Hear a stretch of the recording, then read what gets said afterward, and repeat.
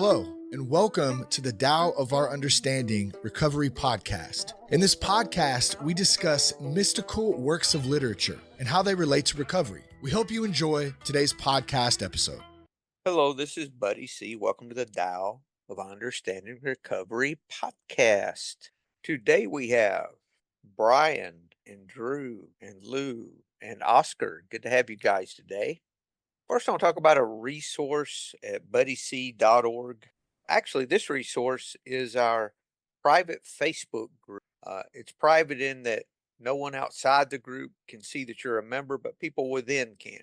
What we do in our group, our private Facebook group, it's the same name as a podcast, same logo. You can search the Tao of Our Understanding in Facebook, and our private group will pop up. We occasionally share some different quotes and different resources. We also share the link for the meeting. Of course, if you're not in Facebook, you can get the link by just emailing me at info@buddyc.org. And we post most weeks the video from the meeting. We don't post a video on YouTube. We just have a logo there. But in the group, we do post a video unless someone's in the meeting that would rather we not do that. Most of the time, the video is posted. So if you like to watch video instead of listening to the podcast, it's also a good bit longer because I shorten the audio, but I do not normally, I don't do many edits, if any, to video. Remember that when if you're watching the video. But that's a resource for you. Now, one more thing we said we'd start doing a moment of synchronicity. And Lou's going to share our moment with us today. Lou, what do you have, sir? Thanks, buddy. It's interesting because my moment of synchronicity came during one of our meetings. It was happening in real time. And I've been having a lot of pain in my shoulder, just really oppressive, so that it wake me up during the night, have a hard time concentrating, I drive a lot to go watch the grandkids sports and other things. And every time I drove, it just got worse. And I've been going to physical therapy, and it hadn't been working very well. I mean, it was working, but I hadn't seen any improvements. I was just in a lot of pain, and it was annoying and pervasive. And it was messing with my head. And during our podcast a couple of weeks ago, we were talking about Metamorphosis, and that was the guy that was, I think in one of the translations, they call him the ugly hunchback with his innards over his shoulder or something like that. This guy was just going through all kinds of hell, like Job in the Bible. And and he kept his good attitude about it. And so that was the conversation, or that was what we're reading in Merton's book on Chuang Tzu. And as we were reading it, I'm thinking, yeah, this guy's doing it. And then Drew started talking about his own experience with chronic pain, which was much worse, by the way, than what my shoulder was, and talking about how he dealt with it and how he struggled with it, but then it came to a point where it started to work better for him, and he found a way to adjust his attitude. So all of this is happening, and I'm going and I'm thinking, maybe there's a lot of this that's just not in my shoulder, but a little bit higher up in my head. And I should be thinking about using more of the Tao, being more accepting of that, yeah, this is just happening. It's one of those things that happens. And so that kind of was the seed of the idea in my head. And as I went on, a couple of days later, I'm at the physical therapy, and suddenly it just clicked. Everything started working. It started getting better. It's much, much better now. I'm not going to physical therapy anymore. I'm just working here at home. But it was just that conversation, just that alignment of the story, Drew's story, and that adjustment to my attitude that I thought was that even what Jung talked about in terms of synchronicity is not only something that two things that aren't necessarily related happening at the same time, but having a meaningful impact on the person seeing them. So I think that qualifies as a moment of Tao. It certainly did for me, and that was my story. Thank you, Lou. Thank you, sir. That's great. And thank you, Drew. Yeah, you're welcome. I'm glad you're feeling better. Oh, Drew, I have a suggestion for you. I had about your your issue with the pain that recurs, that whole issue that you Yeah. have. Um, I had a sponsee that was diagnosed with, I'm going to try to say it, singomyelia, I think is the name. It's a disease that takes and you get all these cysts on your spine and you end up in a wheelchair and dying a painful death. Oh no. Yeah, yeah. So this was years ago. And I asked him, "Do you know anyone that has this?" And he said, "I know of a nonprofit that I found for this disease. It's not a lot of people, there's not very many people that have it." It was a famous golfer. I'm not into golf, but years and years ago that had this. Ben Hogan?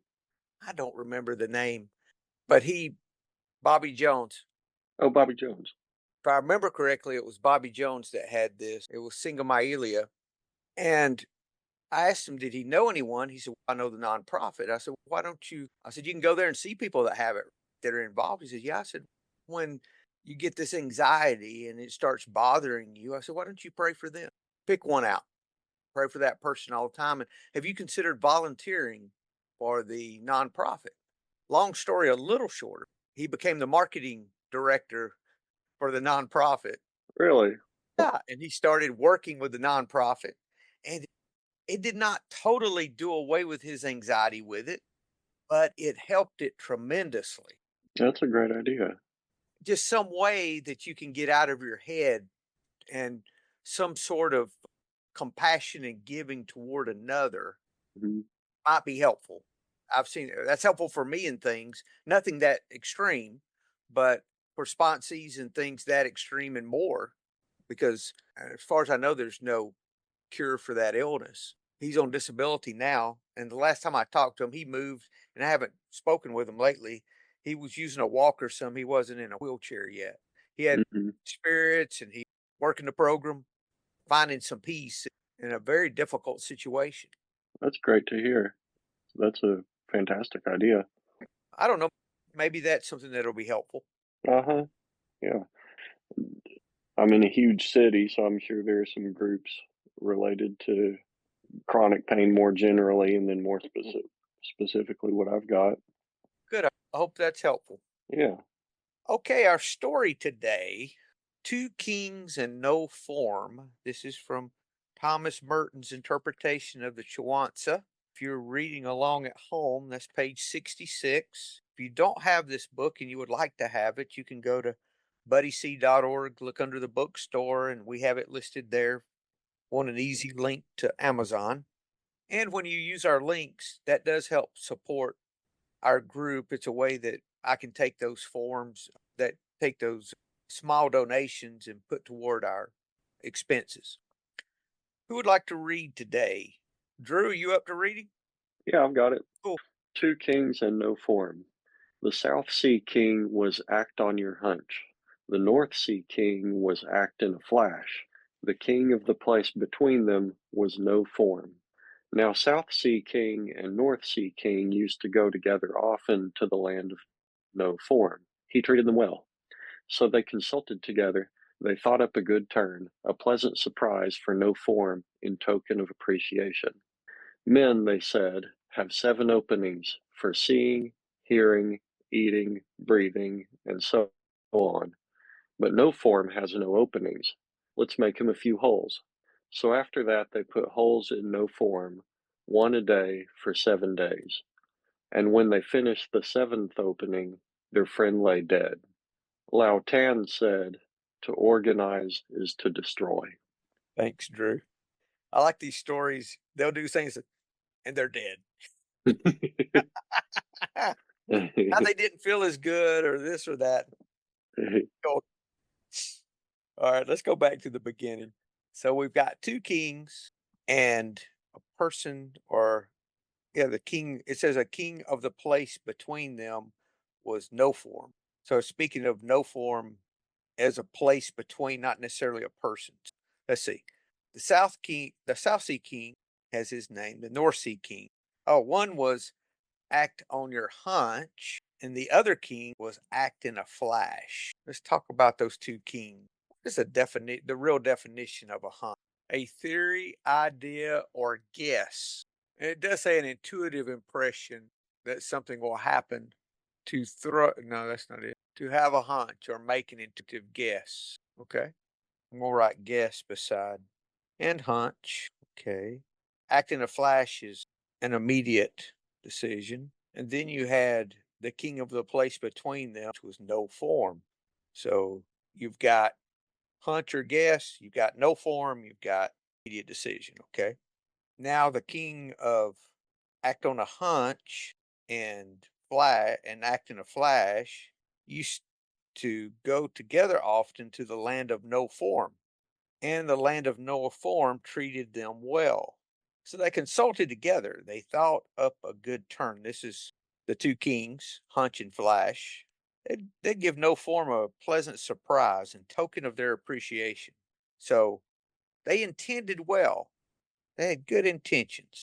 They said, men, they said, have 7 openings for seeing, hearing, eating, breathing, and so on. But no form has no opening. Let's make him a few holes. They thought they were helping him, didn't they? They were doing this as a token of appreciation. We want to reward you by killing you. We don't mean to. Buddy, I think maybe they were beginning Al-Anon members, going to help out with the rescue thing, or make everything better. Road to hell paved with good intentions, right? Yeah. But been there, done that. Still there sometimes.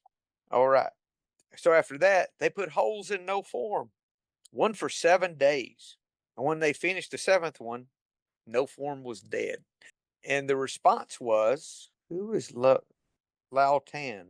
That's Lao Tan is the teacher, the one that's telling the story. To organize is to destroy. So that's supposed to be the moral of this story. But do you think Al-Tan is another name for Lao Tzu? I think so. Thank you. Buddy, one thing this reminds me of a real world example of this. Between Fort Worth and Dallas, a little east of Fort Worth, off the interstate, there's this smallish hill, and there's nothing on it except at the very top of the hill, there was this little tree, probably about 8-10 feet tall or so, just right off the interstate. Nothing on the hill except this tree. And people used to pull off, especially around Christmas, and decorate the tree. And to do that, they'd nail holes in the tree, hang stuff on it. And after a few years of doing that, they ended up killing the tree by making openings in it, too many openings. The tree just suffered and got infected and stuff like that. So if everybody had just left the tree alone, then it would still be around. But they thought that they were honoring the tree and doing something nice for the tree by nailing stuff onto it, nailing decorations onto it, and that ended up killing it. Really applicable to this story, I thought. Yes, Drew, thank you. Oscar? I'm just wondering why it's called no form. So it's no form, and you give holes to no form. Yeah, what's that? It's a really amazing story. But how it resonates with me is no form is, for instance, for me, no form is higher power or meditation or praying even.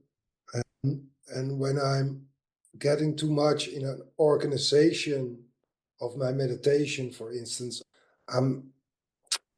there's a chance that I lose myself in a method or in ways it should be, or decoration, and it's never the real thing. So the real thing is no form. Something happens in meditation which has no form, and I can't explain it, what happens there, because as soon as I explain it, I'm trying to organize it. With the organization of it, I actually destroy what it really is. So there is this thing of no form in our world, but as soon as we are going to talk about it, we lose it. Like the first sentence of the Tao Te Ching. As soon as we talk about God, we lose God. As soon as we talk about Tao, it's not the real Tao. So as soon as we try to organize what is not in the world of form, we destroy it. This is how it resonates somewhere. It's hard to organize the words for this. Thank you, Oscar. Lou. And how many times has that happened throughout history as well? Think of all the masters, the spiritual masters that have come, and then people they want to make sure they punch holes in there so you can understand it better. For putting all that stuff in, putting food in, hearing and sight, and bringing those things to it that change it so that it no longer has the initial teachings that it had and ends up being so far away from original message that it kills the message. History is replete with examples from organized religions that have done that. Just what Oscar was talking about. Thank you, Lou.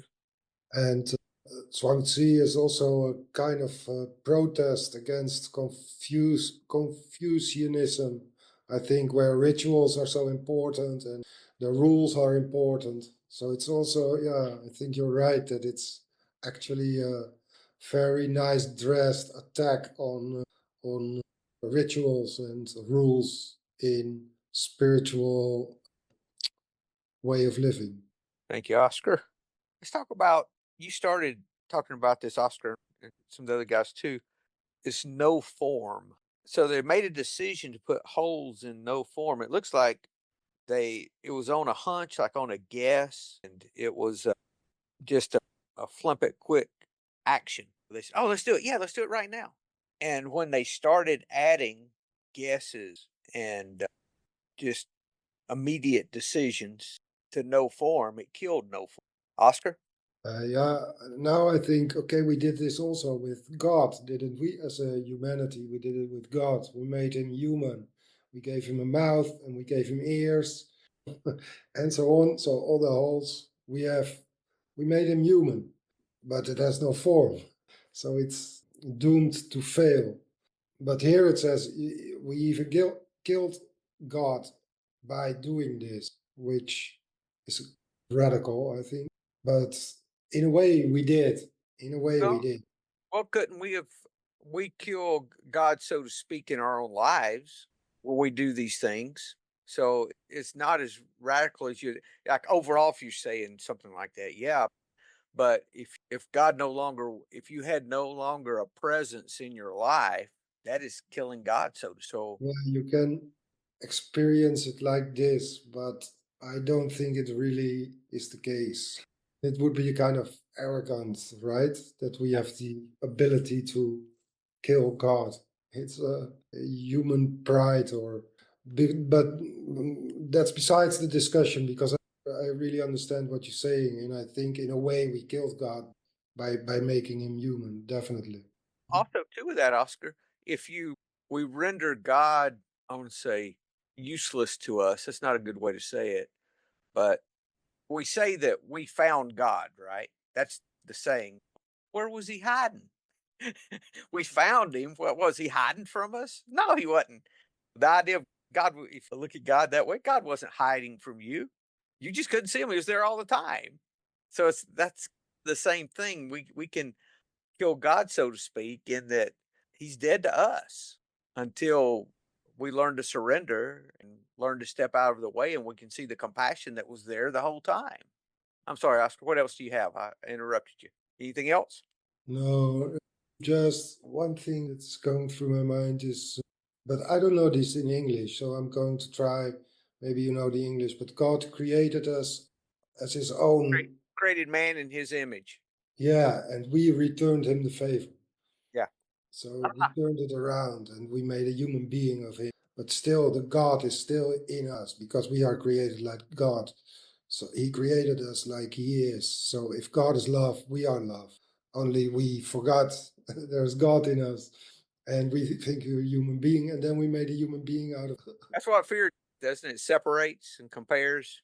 So we know the Tao or the way would equate to no form.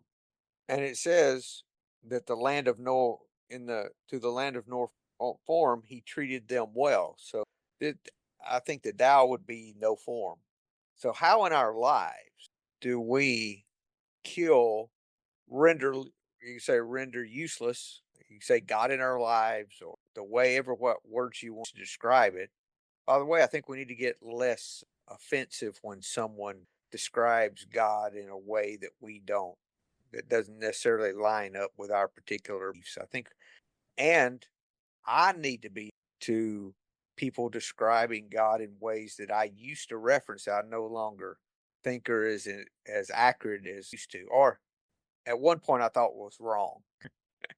I've been dropping the wrong, but that's a long path to get past when somebody describes the higher power in some way, whatever, that you don't say, oh, that's wrong, or that's not.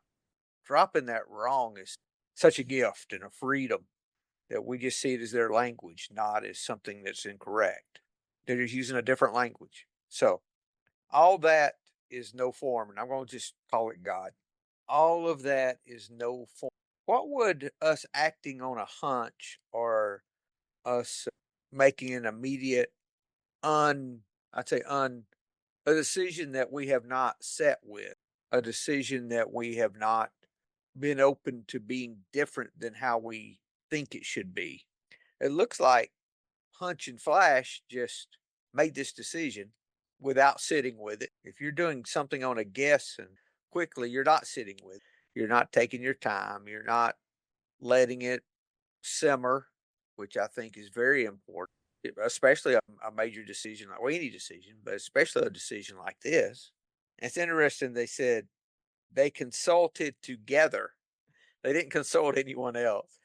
And they thought it was a good turn. They thought it was a good thing to do, and a great surprise for no form, and a way that they could show their appreciation. All good things. Drew?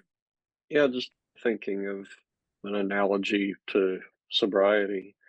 I know I've had instances in the past where I've been sober for a while and just I have a hunch, I have a little intuition that I've got this thing beat and I can use something just once. And the impulsivity, the act in a flash, I've got it right here. I'll just, I, my intuition tells me I'll just be able to use it once and it'll be good for me. It'll help me relax a little bit. It'll help me um, just clear my mind or something.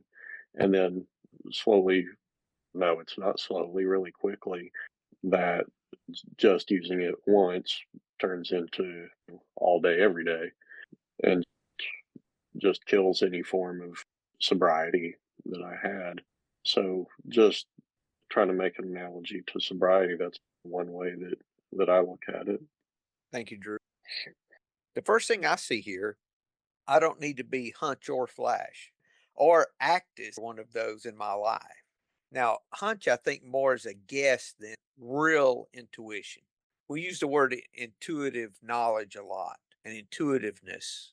And I think that's different than what they're talking about here, because that intuition and intuitiveness that we talk about comes from a place of noticing and a place of observing, not a place of quick action, not a place of guessing, actually, quite the opposite.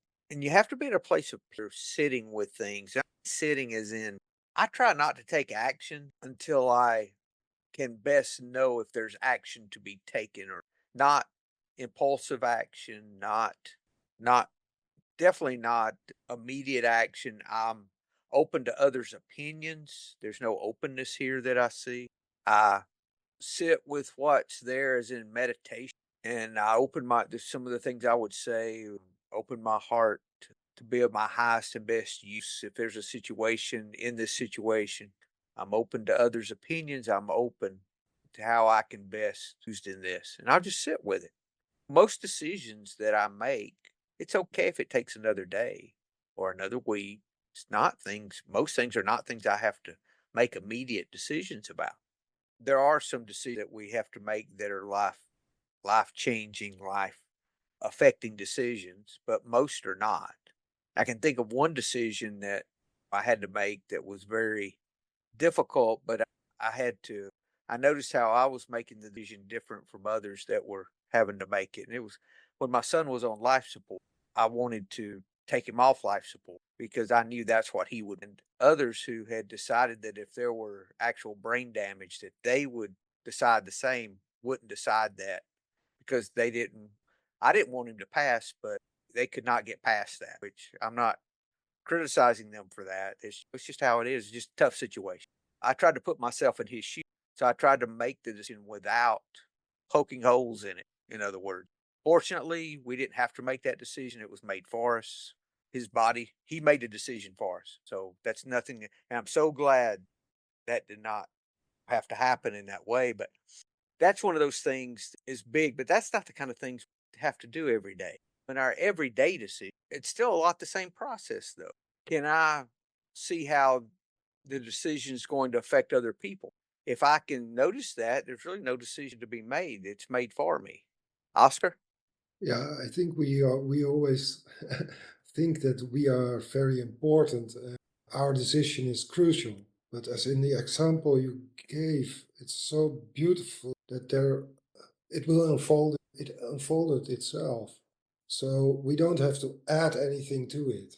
We don't have to bring in our decisions all the time. And when we have to bring them in, maybe they are not as important as we think, and can let go the importance of it, because the importance of my decision is always about how I judge that what is good and what is not good for the situation. And who am I to decide this? So if I go one step back and you read this line, they go together often to no form. He treated them well. So it's good. They are good together in no form. And then they think, okay, we're going to give him a present for it. We're going to add something. We're going to make a decision. What do we add? Okay, let's make this. And then they kill him. it's a bit, it's a bit sad. I've been prone to do that on a daily basis with different things that when I add to, it's normally an back to my son just a moment. I didn't see myself as making that decision. I see him as making he had made that decision already. I'm just glad I didn't have to follow through. But some people do, and when they have to, there's grace for them. I've really found that to be the case. Yeah, how can I not add myself whatever decisions I have to make? The less I add, the more clearly I can see. If I can see things clear enough, there is no decision to be made. It's made for me. Does that does that make sense? In that even though you may have a yes or no or this or that, it's really for me, I found at times it's really no decision at all that I have to personally make. It's as if I know what the decision to be made. It's difficult. Words are difficult for that, but that's really what happens. Oscar? This lovely thing with going to meetings. I go to regular meetings and I have online meetings in person. And I don't decide to go or to not go that day. It's just not happening. I'm just going. And so many times I hear people who start coming less and less to meetings because they have this or that, and it's always their decision, and there's pros and cons. And earlier today I thought, oh, I'm so glad that I just can leave this to no form or to a higher power, and I will be fine. If I leave it to a higher power, I will be fine. I just listen to this, and I try to involve the higher power as much as possible in decision making. And then my part in the decision is really minor. It unfolds itself always, also with bigger, all kind of things, waiting to make a decision and to get involved in the decision and letting it go, and then it unfolds as it's meant to be, or however you want to call it. But with the meetings, it's very concrete example that I never decide, am I going to the meeting tonight or am I going to the, it's not a choice. So most of my days I go through without making any choices. I just eat, and I buy vegetables and I buy food. I'm not going to the supermarket thinking I have a decision to make about what I eat tonight. It's just not happening. I just do what needs to be done. I don't know how it works. It's really strange to try to explain this. That's when we can start standing on what's already moved. This hunching, this taking a wild guess or acting in a flash, that's pushing, in my opinion, pushing, trying, forcing. Yeah, it is. I know what is good for this situation. Let's do this. We have the Oh, present moment, and I know what has to happen now to make it better. yes, it's going to be good for them. It's Yeah. really funny. Yeah. So I guess the first thing would be slow down. It's also in the big book, right?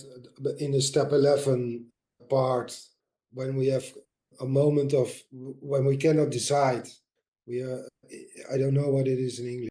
When we cannot decide, we pause. I think that's the phrase. We pause and we ask for higher power to help us, and then we wait, and the decision will come. Step 10 or 11. Yeah, I've got one way it says 10, but I thought it said it a different. Okay, here we go. Bottom of 86. In thinking about our day, we may face indecision. We may not be able to determine which to take. Here, we ask God for inspiration and intuitive thought or decision. We relax and take it easy. We don't struggle. We're often surprised at how the right answers come after we've tried this for a while. Then on 87 at the bottom, it says, as we go through the day, we pause when agitated or doubtful, and we ask for the right thought or action. We constantly remind ourselves we are no longer running the show, humbly saying to ourselves many times each day, thy will be. We are then in much less danger of excitement, fear, worry, self pity, or foolish decisions. We become much more efficient. We do not tire so easily, for we are not burning up energy foolishly as we did when we were trying to arrange life to suit ourselves. It works, it really does. That's it. Ask for inspiration and relax, and Yeah, it will unfold itself. there's a place of rest, Oscar, that we can really live in this place of rest. But I think that's what the first three steps do.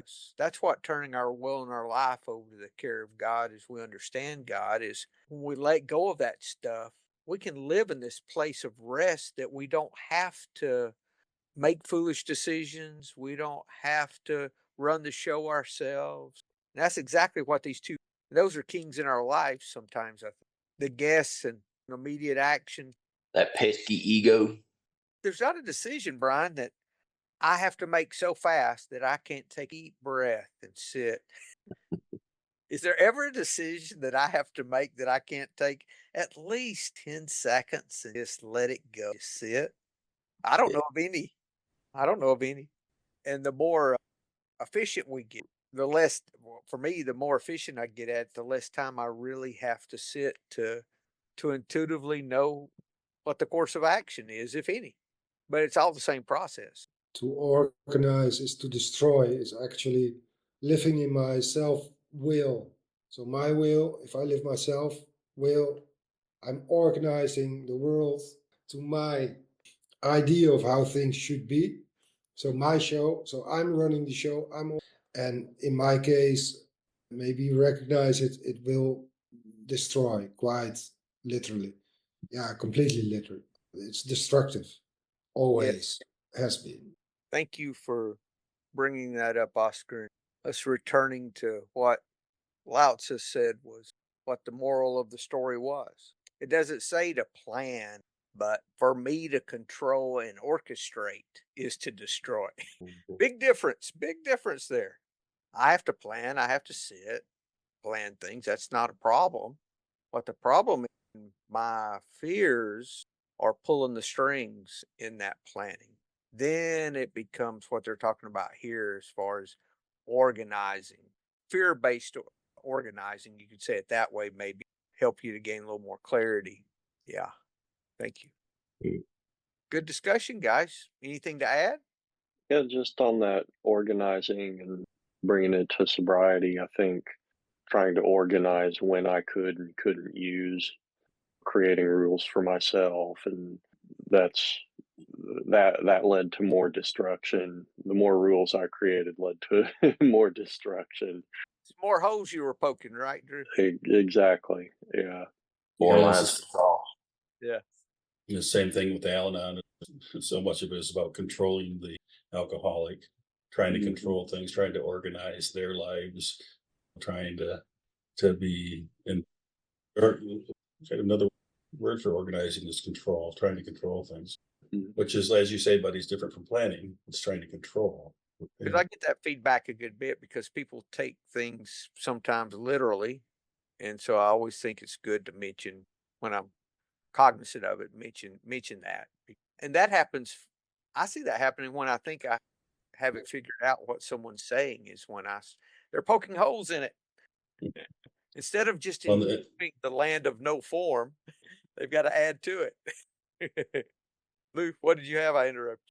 Oh, I don't know. I think I was going to say that that's why we say, in my experience. Yes.